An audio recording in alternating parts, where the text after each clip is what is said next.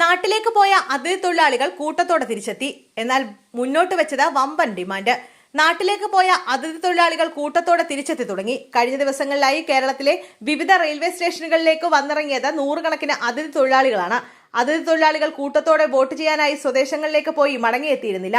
നിർമ്മാണ മേഖലയ്ക്ക് പുറമെ ഹോട്ടൽ, പ്ലൈവുഡ് തുടങ്ങിയ സർവ്വമേഖലകളെയും പ്രതിസന്ധി ബാധിച്ചിട്ടുണ്ടായിരുന്നു.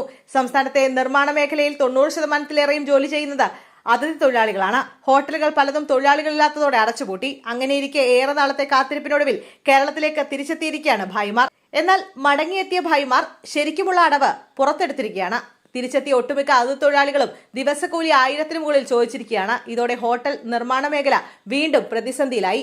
1000-ന് മുകളിൽ കൂലി കിട്ടിയില്ലെങ്കിൽ മറ്റു ജോലികൾക്ക് പോകുമെന്നാണ് തൊഴിലാളികളുടെ നിലപാട്. ഇങ്ങനെയാണെങ്കിൽ മറ്റെന്ത് മാർഗം സ്വീകരിക്കുമെന്നാണ് ചെറുകിട ഹോട്ടലുകളും നിർമ്മാണ കരാറുകാരും ആലോചിക്കുന്നത്.